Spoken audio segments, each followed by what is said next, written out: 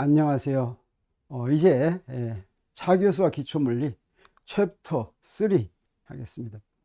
챕터 3는 조금 긴 것 같아서 둘로 나눠서 이 시간은 3A 그리고 조금 쉬었다가 3B를 하도록 하겠습니다. 챕터 3 모나크 시리즈죠. 모나크 그루버 박사의 모나크 시리즈죠. 이 지금 지난 챕터 2개 하면서도 잘 알았겠지만 모나크 시리즈에 나온 내용을 그대로 내가 여기서 반복합니다. 근데 내가 조금 추가하는 부분이 있어요. 그 추가하는 부분은 색깔을 조금 다르게 합니다. 모나크 시리즈에 원래 있던 것은 파란색조, 그리고 내가 추가하는 부분은 벽돌색조로 이렇게 들어갑니다. 챕터 3는 무엇에 관한 것이냐면 등가속도 운동, Uniformly Accelerated Motion에 관한 것입니다. 자, 그러면 우리 가속도가 무엇인지 먼저 알아야 되겠죠. 잘 알죠. 사실은 가속도 하면 무슨 얘기냐면 입자가 가속된다 이렇게 얘기하는 것은 입자에 무엇이 변한다는 것입니까? 속도가 변한다 이런 뜻입니다. 그러면 입자의 속도라고 한다면 물체가 속도를 가지고 있다, 속도를 갖는다라고 하는 건 무엇이 변하는 것입니까? 그건 그 입자의 위치가 변한다라고 하는 것이죠. 그래서 이 시간에는 등가속도 운동을 공부할 텐데, 속도를 어떻게 정의하냐면, 속도의 값을 구하려면, 속도가 얼마인지를 알려면 어떻게 하냐면 이럽니다. 그 정의가 두 시간에서, 예를 들어서 시간이 t1일 때 위치, 물체의 위치가, 위치 벡터가 r1이었고, 시간이 t2일 때 물체의 위치 벡터가 r2라고 한다면 속도가 이렇게 정의가 됩니다. 그래서 t2 빼기 t1 하면 이건 뭡니까? 시간 간격이죠. 그 다음에 r2 빼기 r1 하면 두 위치 벡터의 차이가 바로 뭐였습니까? 변이죠. 그래서 시간 간격분의 변이가 바로 속도의 정의가 되겠습니다. 이것을 이제 그림으로 보일 것 같으면 r1이 여기 있는데 이 물체가 이렇게 옮겼어요. 그러면 분자는 어떻게 되냐면 그 차이가 되죠. R2 빼기 R1. 이 R2 빼기 R1을 시간 간격으로 나누는데 이 R2 빼기 R1이 어떤 방향이냐면 바로 물체가 이동한 방향입니다. R2 빼기 R1이 바로 변이죠. 변이가 물체가 이동한 방향이다. 그래서 속도의 방향은 물체가 이동한 방향하고 일치합니다. 그래서 물체가 이동한 방향을 알고 싶으면 속도의 방향을 알면 되겠어요. 그러면 속도에는 그런데 이 두 가지를 이렇게 생각할 수가 있어요. 평균 속도와 순간 속도. 지금 방금 정의한 것이 바로 평균 속도입니다. t1과 t2라는 시간 사이의 평균 속도. 그 시간 동안에 속도가 안 변하면 상관이 없지만 속도가 변하면 좀 곤란하죠. 어떤 속도를 써야 될지 모르죠. 그래서 이걸 평균 속도라고 하는데, 우리가 흔히 그냥 속도라고 할 때는 이 시간 간격을 될 수 있는 대로 작게 합니다. 어느 정도로 작게 하냐면 t2에 빼기 t1인데 t2가 t1으로 무한히 가까이 가게, 그래서 시간 간격이 거의 0이 되게. 그러면 우리가 우리 학교에서 배웠죠. 분모가 0이 돼버리면 어떤 게 큰일 나죠. 근데 분모가 0이 되면 무한대가 되니까. 근데 이런 경우는 속도가 정의가 되려면 어떻게 하냐면 분모가 0이 되면서 분자도 같이 0이 됩니다. 그럼 우리 또 그런 것도 배웠죠. 분모도 0이고 분자도 0이면 부정이다, 그런 거 있었죠. 근데 속도가 정의되려면 부정이 아니라 하나의 값으로 수렴합니다. 그것을 갖다가 순간속도라고 얘기하고, 이게 바로 t1에서의 순간속도인데 우리가 그냥 속도라고 얘기할 때는 이 순간속도다 이렇게 생각할 수가 있습니다. 가속도도 똑같이 정의합니다. 아까 위치가 변한 그 변이를 시간 간격으로 나눈 것이 속도라고 그랬죠. 가속도는 뭐냐? 속도가 변했죠. 그래서 정의가 아까 위치 벡터의 자리에 속도 벡터만 들어가면 되겠어요. 그래서 시간이 t1일 때의 속도 벡터가 v1이고 t2일 때의 속도 벡터가 v2라고 한다면 그때 아까 똑같이 t2 빼기 t1분의 v2 빼기 v1, 이것을 가속도라고 얘기하는데, 자, 이것도 그림으로 그리면 속도가 v1에서 v2로 바뀌면 v2 빼기 v1은 어떻게 됩니까? 이게 바로 속도 변화량이죠. 그러면 이 속도 변화량의 방향은 물체가 이동하는 방향과 관계가 있겠습니까? 없겠습니까? 전혀 없습니다. 속도의 방향이 바로 물체가 이동하는 방향이죠. 그래서 가속도는 속도 변화량과 방향이 같은데 가속도의 방향은 물체가 이동한 방향과는 상관이 없다. 우리가 금방 들으면 물체가 이동한 방향이 가속도 방향하고 관계 있을 것 같은데 그렇지 않다라고 하는 것이죠.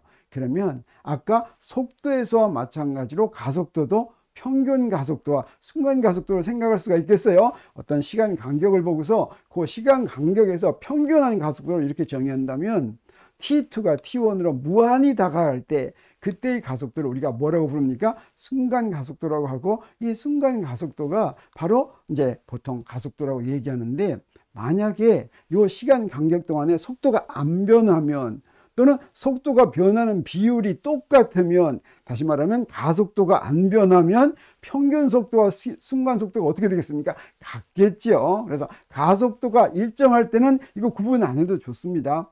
이 시간에 하려고 하는 게 바로 뭐냐면 그런 가속도가 일정한 경우입니다. 그게 바로 등가속도 운동이 되겠어요.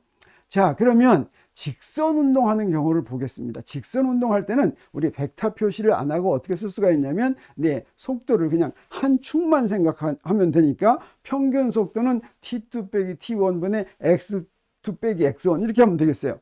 우리가 지금 입자가 X축 위에서만 지금 움직입니다. 직선 운동하니까. 그럼 이게 평균 속도라고 할 수가 있고, 그러면 이렇게 쓸 수가 있는데, 순간 속도는 어떻게 했냐? T2가 T1으로 가까이 갈 때가 되겠죠. 가속도도 마찬가지가 되겠습니다. 그래서 이것도 X성분, 직선 운동하면 그냥 X성분밖에 없죠. X성분, T2 때의 X성분을 이렇게 쓰겠습니다. VX2 이렇게 쓰겠어요. 그 다음에 VX1. 그래서 시간이 T2일 때의 VX에서 T1일 때의 VX를 뺀 그 차이를 T2 빼기 T1으로 나눈 거, 이것을 평균 가속도라고 한다면 직선 운동할 때는 자, 벡터 표시가 없어졌습니다. 자, 요걸 갖다가 순간 가속도라고 얘기한다라고 하는 것이죠. 그러면 등가속도 운동이란 뭐냐면 이 가속도가 똑같다라고 하는 것입니다. 그래서 입자의 가속도가 일정하게 유지되는 운동인데, 이런 운동을 많이 다룹니다. 우리 고등학교 때도 그런 거 많이 한 경험이 있습니다. 그래서 이 등가속도 운동은 어떻게 푸는지를 이번 시간에, 등가속도 운동이 어떻게 해서 하게 되는지 이건 상관없이 그냥 등가속도 운동이라고 한다면, 가속도가 안 변한다고 하면 이걸 어떻게 푸는지 그것만 하겠습니다. 등가속도 운동의 풀이란 먼저 주어진 게 있습니다. 뭐가 주어지냐면 가속도가 주어집니다. 등가속도, 일정 가속도가 얼마인가 알려주는 거예요. 그 다음에 시간이 t0일 때, 어떤 시작하는 시간 t0일 때 속도를 v0라고 하고 그때의 위치를 x0라고, 이게 주어진 겁니다. 그리고 무엇을 구하는 것이냐면, 이걸 초기 조건이라고 하는데 무엇을 구하는 것이라고 하냐면 시간이 t일 때의 속도와 시간이 t일 때의 위치, 이것을 구하라 라고 하는 게 등가속도 운동 문제입니다. 자, 그러면 이런 속도나 가속도나 이런 걸 구하기 위해서는 우리 맨 먼저 무엇을 해야 되냐면 기준계를 만들어야지 됩니다. 그 얘기는 뭐냐면, 자, 물체가 여기서부터 저기로 가죠. 근데 물리량이라고 하는 건 뭐라고 그랬습니까? 그 물리량은 물체가 어디 있는지를 숫자로 표시해야지 되죠. 그 숫자로 표시하려면 기준을 정해야 됩니다. 그런데 그 기준을 정하는 것을 얘기하는 그 틀을 두 가지 종류의 용어가 있어요. 기준계와 좌표계. 이 둘을 한번 제대로 구분을 한번 해보겠습니다. 그래서 기준계는 영어로는 뭐라고 그러냐면 레퍼런스 프레임이라고 이렇게 얘기합니다. 이것은 물체의 운동을 숫자로 대표할 기준을 제공하는데, 이 기준계를 얘기할 때는 무엇을 먼저 정해야 되냐면 원점이 어디냐. 이 원점은 물체가 거기 있으면 숫자가 0입니다. 숫자 0으로 대표되는 위치, 이게 원점이고, 그 다음에 좌표축도 정해야지 되겠어요. 그래서 원점과 좌표축을 정하면 기준계를 정했다 이렇게 얘기하는데, 이런 기준계는 몇 가지 종류가 있는데, 기준계라는 말이 들어가는 거는 뭐가 있냐면 관성기준계, 비관성기준계, 질량중심 기준계, 실험실 기준계, 오른손 기준계, 왼손 기준계, 이런 말 씁니다. 많이 들어봤죠. 자, 이런 예를 여러분한테 소개하는 이유는 뭐냐면 기준계하고 비슷한 좌표계라는 말도 쓰는데 이게 혼동되는 경우가 많습니다. 엄밀히 사실은 우리 관성 기준계를 관성 좌표계 뭐 이렇게 쓰기도 해요. 쓰기도 하는데, 엄밀하게 얘기하면 좌표란 무엇이냐면 영어로는 코디네이트 시스템인데, 이건 물체의 위치를 나타내는 그것을 좌표라고 하는데, 이 좌표로 무엇을 사용하느냐, 물체의 위치를 숫자로 표시할 좌표를 어떤 걸로 쓰느냐, 사실은 거기에 많이 쓰는 게 딱 세 가지가 있습니다. 그래서 좌표의 종류로 뭐가 있냐면 직각좌표계, 원통좌표계, 구좌표계 이렇게 세 가지 종류인데 물체가 어떤 운동을 하느냐에 따라서 이 중에서 골라서 씁니다.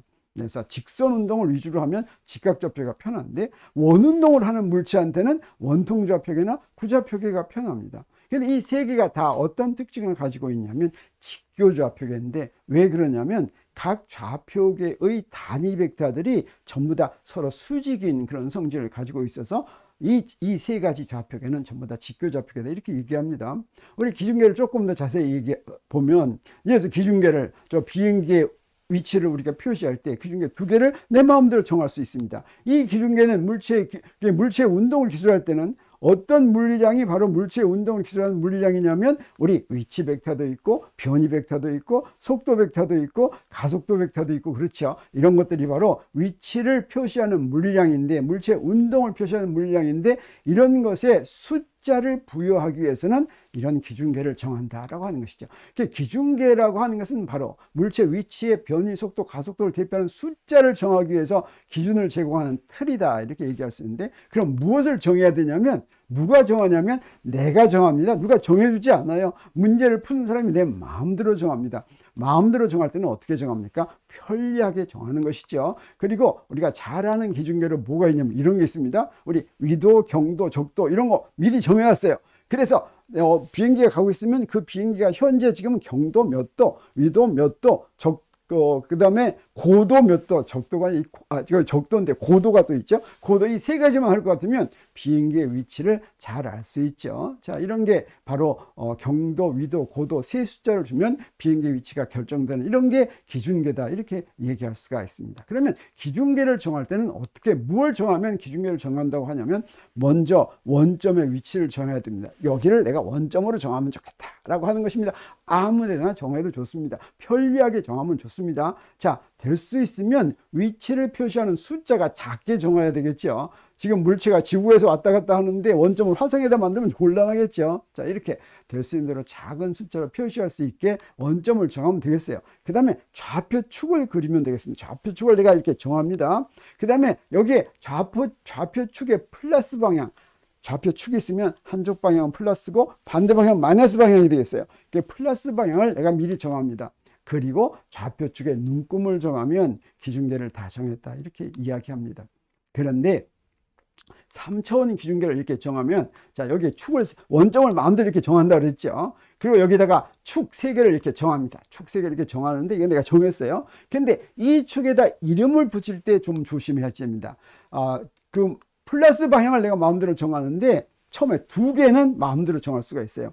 X축하고 Y축은 내 마음대로 정해도 좋습니다. 근데 3번째 축은 마음대로 정하면 안 됩니다. 반드시 오른손 기준계가 되도록 정해야지만 됩니다. 그러면 오른손 기준계가 된다라고 하는 뜻은 무슨 뜻이냐면 3차원 기준계에서 오른손 기준계와 왼손 기준계가 있는데 맨 처음에 2개는 이렇게 정해놨어요. X축 플러스 X축 방향과 플러스 Y축 방향을 정해놨어요. 이랬을 때 플러스 X축 방향에서 플러스 Y축 방향으로 오른나사를 돌립니다. 오른나사는 뭐냐면 내가 시계 방향으로 돌리면 박히는 나사가 이게 오른나사입니다. 시계 방향으로 돌려도 빠지는 나사가 있어요. 이건 왼나사입니다. 이 오른나사로 돌렸을 때 돌리면 어디로 가겠어요? 이 경우에는 지금 위로 올라가죠. 바로 그 방향을 플러스 Z 방향으로 반드시 정해줘야지 이게 오른손 기준계입니다. 그런데 그 반대 방향으로 이렇게 정하면 자 여기 X축이 있고 Y축이 있는데 빠지는 방향으로 이렇게 정했어요. 이 Z 방향을 이걸 왼손 기준계라고 하는데 왼손 기준계를 정하면 그러면 계산이 틀려집니다. 우리가 계산할 때는 반드시 오른손 기준계를 정하는데 오른손 기준계를 정할 때 우리가 꼭 기억해야 될 게 뭐냐면 순환 방향이라고 하는 것입니다. XYZ, XYZ. X축에서 Y축으로 돌리면 Z축이 되고 Y축에서 Z축으로 돌리면 X축이 되고 Z축에서 X축으로 돌리면 Y축이 되고 이런 겁니다. 이게 바로 순환 방향입니다. 요 중에 하나라도 바꾸면 반순환 방향이 되고 왼손 좌표계가 되겠어요. 자, 그러면 한번 퀴즈를 가지고 여러분이 한번 잘 알 수 있나 보겠습니다. 다음 중 왼손 기준계를 찾아다. 이 3개 중에서 4개 중에서 한번 찾아보겠어요. 쫙 찾으면 어떻게 됩니까? 네, 보세요. 네, 자, 요거 시간이 없으면 빨리 하면 요거 4번째 거가 자 여기서 보세요. X축에서 Y축으로 돌리면 어떻게 됩니까? X축에서 Y축으로 돌려도 빠져야 되는 거죠. 왼쪽으로 가야 되죠. 근데 오른쪽으로 Z축을 정해놨습니다. 나머지 세 개는 다 오른나사를 돌리는 방향으로 Z축을 정했다라고 하는 것을 우리가 알 수가 있어요. 그래서 3차원 기준계는 아무렇게나 정해서는 안 되고 바로 오른손 기준계를 정해야지 된다라고 하는 것이죠. 자, 기준계는 그렇다면, 자, 레퍼런스 프레임이 기준계라고 그랬죠. 좌표계는 코디네이트 시스템이라고 했습니다. 이 좌표계는 물체의 위치를 나타내는 세 개의 좌표를 무엇으로 정하느냐, 세 가지가 있다고 그랬죠. 직각 좌표계는 어떤 거였냐면, 자, 이렇게 세 개의 축이 있다면, 자, 여기에 이제 P점이 있는데, 이 P점의 위치를 표시할 때 먼저 X축에 수선을 내려급니다. 자, 그래서 여기다 X축에 이렇게 수선을 내려근 거를 X좌표, 그 다음에 Y축에 수선을 이렇게 내려근 거를 Y좌표, Z축에 수선을 내려근 거를 Z좌표라고 한다면 이 세 개 X, Y, Z로 P가 딱 결정이 됩니다. 이 P를 표시한 거를 직각좌표계다 이렇게 이야기합니다. 그러면 원통좌표계는 어떤 거냐면 먼저 P에서부터 XY 평면에 수선을 내려거서 그래서 원점에서 그 만나는 수선 내려근 데까지 좌표를 로라고 합니다. 로. 그 다음에 X축에서부터 로까지의 각, 요걸 뭐라고 그러냐면 파이라고 합니다. 그 다음에 Z좌표, Z축에 수선 그린 건 똑같아요. Z. 이렇게 세 개를, 네, 원통좌표계, 이 원통좌표계인데 이거는 로하고 파이하고 Z, 요 세 개를 쓴 것을 원통좌표계다 이렇게 이해합니다. 마지막으로 구좌표는 뭐냐면 구좌표계는 원점에서 P점까지의 거리를 R이라고 합니다. 그리고 Z축에서부터 R까지의 각, 요 각을 뭐라고 하냐면 극각이라고 하는데 이 극각을 세타라고 합니다. 그 다음에 아까 원통좌표계에서 한 각이 있죠. 파이. 요건 방위각이라고 하는데 방위각. 요 세 개를 이용한 거. 그래서 R, 세타, 파이를 이용한 것을 요걸 구좌표계다 이렇게 이야기합니다. 물체의 운동이 어떤 운동이냐에 따라서 이것들을 갖다가 이제 이 세 개 중에서 하나를 골라 쓰면 되겠습니다. 자, 그러면 이제 등 가속도 운동에 대해서 설명을 할 텐데 앞에 등자가 붙는 게 많이 있죠. 우리 등속 운동 이런 게 있습니다. 등속 운동의 등은 뭐냐면 갔다 안 변한다는 뜻인데 등 속에서 그 다음에 아무것도 안 쓴 건 속력을 일정하게 유지한다. 속력이 뭡니까? 빠르기죠. 그래서 움직이는 궤적은 어떤 모양이라도 좋아요. 그 중에서 특별히 등속 직선 운동이 있습니다. 직선위를 가면서 일정한 빠르기로 가는 거, 또 등속 원 운동이 있습니다. 원을 가면서 일정한 빠르기로 가는 거. 그런데 우리 등 속도 운동이라고 하면 속도가 안 변하는 것인데 속도가 바로 어떤 특징도 가지고 있다고 했습니까? 물체가 움직이는 방향도 속도가 표시한다 그랬죠. 그래서 등 속도 운동은 물체가 방향을 바꾸지 않아야 됩니다. 이 방향을 바꾸지 않으려면 어떤 운동밖에 없습니까? 직선 운동밖에 없죠. 그래서 속도를 일정하게 유지하는 운동은 등속 직선 운동하고 같은 운동이 되겠습니다. 그러면 등가속도 운동은 어떻게 되겠습니까? 가속도가 일정한 운동인데, 자, 이 가속도가 일정한 운동은 어떻겠습니까? 자, 이거 직선 운동이겠습니까? 아니겠습니까? 가속도는 움직이는 방향과 아무 상관이 없다고 그랬죠. 그래서 직선 운동이 아니어도 상관이 없습니다. 그런데 등가속도 운동하면서도 직선 운동을 할 수가 있겠죠. 일차원 운동의 경우에는, 자, 그런 경우에는 우리가 뭐라고 부르냐면 등가속도 직선 운동이다 이렇게 부르겠습니다. 자, 그러면 이제 등속도 운동에서 속도를 알면, 속도가 안 변할 때 속도를 알면 변위가 얼마만큼 갔는지, 변위가 어떻게 되는지 어떻게 구하냐면 그거 간단합니다. 우리 일정한 속도가 안 변하면 우리 이렇게 구했죠. 이 평균 속도나 순간 속도나 같습니다. 속도가 안 변하니까 순간. 자, 그러면 T에서 T0 사이에 간 변이는 어떻게 되냐면 x-x0니까 그거 어떻게 구하면 되냐면 V에다가 t-t0 이렇게 구하면 되죠. 이걸 그래프로 그릴 것 같으면 이렇게 한 거나 마찬가지입니다. 시간이 흐르는데도 속도가 일정하게 가죠. 근데 여기 시간이 변이는 이제 이렇게 되는데 요거 어떻게 그래프로 그릴 수가 있냐면 t0에서 t까지 가는 동안 요게 바로 어떻게 된 겁니까? 밑변의 길이가 t-t0죠. 위에 높이는 얼마입니까? v죠. 그래서 v 곱하기 t-t0는 요거의 넓이다 이렇게 생각할 수가 있죠. 그래서 이 그래프 t와 v의 그래프에서 넓이가 바로 간 거리다 라고 얘기할 수가 있겠습니다. 그러면 등가속도 운동에서의 변이는 어떻게 되나 보겠어요. 자, 등가속도, 일정한 가속도니까 우리 속도 변화량은 어떻게 구할 수가 있겠습니까? 아까 한 것처럼 똑같이 이렇게 하면 되겠죠. 저 v-v0는 a 곱하기 t-t0 이러면 되겠어요. a는 안 변하는 양이니까. 자, 그런데 우리 변이는 어떻게 하면 되냐? 변이 이렇게 쓰면 되겠습니까? 안 되겠습니까? 뭐 될 것 같기도 한데 안 됩니다. 왜 그러냐면 이때는 v가 변하죠. 그럼 저 v에다가 뭘 써야 되겠어요? 쓸 거 막 변하고 있으니까 쓸 거 모르죠. 자, 그래서 이때는 어떻게 해야지 되냐면 그래프를 한번 그려보는 게 좋겠어요. 자, 이때 속도가 어떻게 등가속도의 운동의 경우는 속도가 일정한 비율로 변해 가지고 이게 직선이 되겠어요. 속도가 이렇게 뭐 위로 올라갈 수도 있고 느려지면 밑으로 내려갈 수도 있겠죠. 자, 그러면 이때 t에서부터 t0까지 이렇게 간다고 하겠습니다. t에서부터 t0까지 간다면 t0에서의 속도를 v0라고 하면 이 v0는 그대로 있겠어요. 자, 그러면 이때 요 밑부분의 넓이는 아까와 똑같이 v0 곱하기 t-t0 이렇게 되겠죠. 그리고 요 밑변의 넓이가 바로 저 위에 부분, 요 부분의 넓이가 바로 간 거리 더해야지 되는데, 자, 요 높이가 얼마냐면 요 높이가 여기가 딱 보면 얼마냐면 a 곱하기 t-t0 이렇게 되겠어요. 자, 그래서 저기서 저 속도에서 요 a 곱하기 t-t0가 바로 요 부분이 됩니다. 그러면 여기에 넓이는 얼마가 되냐면 삼각형이니까 2분의 a에서 곱하기 t-t0의 제곱 이렇게 되겠죠. 그래서 간 거리는, 간 변이는 요 두 개를 더한 거. 자, 변이는 바로 여기서 저 두 개를 더한 게 뭐가 되겠습니까? 자, 이렇게 된다라고 하는 것을 우리 알 수가 있습니다. 이게 바로 등가속도 운동에서 변이를 구하는 것이 되겠어요. 이걸 갖다가 우리가 등가속도 운동의 공식이다 이렇게 얘기하는데, 등가속도 운동의 공식은 어떤 게 있냐면, 자, 가속도가 일정합니다. 가속도는 일정하고, 그 다음에 속도는 어떻게 됩니까? 이렇게 구해야지 되죠. 속도는 v는 at-t0 더하기 v0. 아까 v0가 좌변에 있던 걸 우변으로 갖고 왔습니다. 그 다음에 변이는 어떻게 됩니까? 아까 우리 구했었죠. x는 2분의 at-t0의 제곱 더하기 v0 t-t0 더하기 x0 이렇게 돼 있죠. 자, 이 두 개가 등가속도 운동의 식인데, 등가속도 운동 식 중에서 하나가 더 편리하게 사용이 되는 게 있습니다. 그게 바로 뭐냐면 t를 소거한 게 되겠어요. 그래서 일식에서 우리 뭘 구하냐면 t를 딱 이렇게 구해 놓습니다. 그래서 이걸 3식이라고 한다면 이걸 2식에다 이렇게 집어넣겠어요. 집어넣으면 t가 없어지죠. 집어넣습니다. 그래가지고 우변을 정리하면 재밌어요. 우변을 정리하면 이제 이렇게 되는데, 여기에 이 분모가 2a가 되니까 2a분의 1하고 위에를 딱 했죠. 자, 그러면 여기서 뭐가 없어집니까? v0가 없어지죠. 그 다음에 여기 v0 제곱하고 빼기 2v0 제곱해서 그게 결과적으로 어떻게 되냐면 이렇게 간단해집니다. 그래서 요 식에서부터 우리 뭘 구할 수가 있냐면 여기 이렇게